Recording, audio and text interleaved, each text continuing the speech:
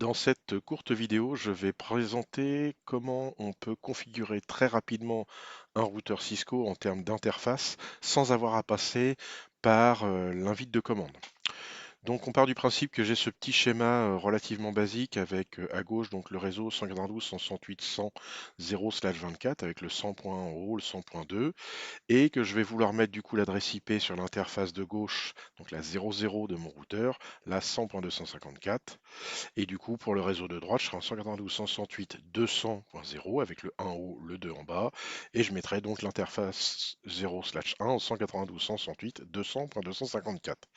Comme je le disais, l'idée, c'est de ne pas passer par l'invite de commande du routeur. Donc je clique sur mon routeur. Et non pas, je ne vais pas aller sur CLI, mais je vais aller sur Config. Je vais aller du coup sur l'interface 00 qui correspond à l'interface de gauche de mon routeur.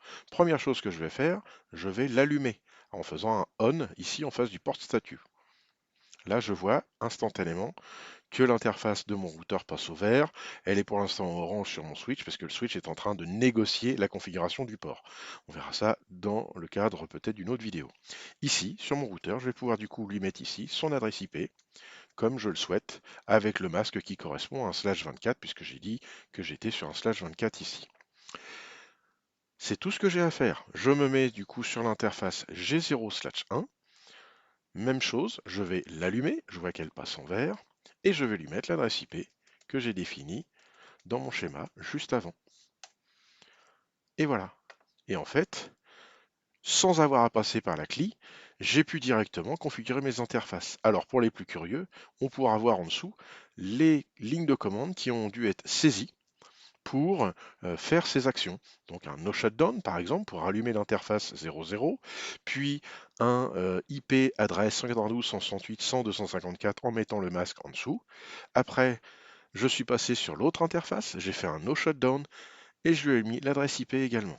Donc en fait, ça c'est si on passe par la CLI. Mais là, juste en passant par l'onglet config dans Packet Tracer, j'ai pas besoin de passer par l'invite de commande.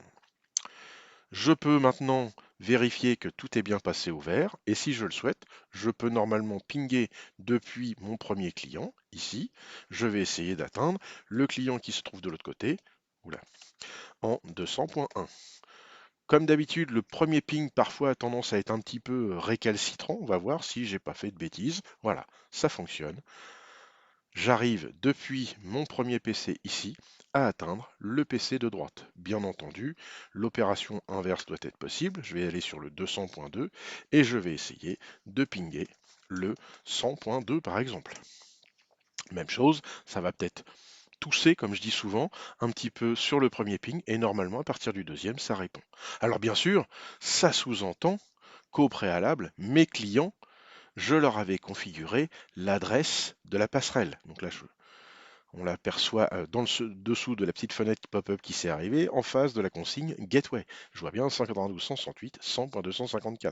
Je l'avais fait au préalable avant de configurer mon routeur. J'avais configuré tout le reste pour que ça fonctionne. Voilà, c'est tout pour cette courte vidéo qui permet de présenter comment configurer très rapidement un routeur Cisco sans aller dans l'interface ligne de commande.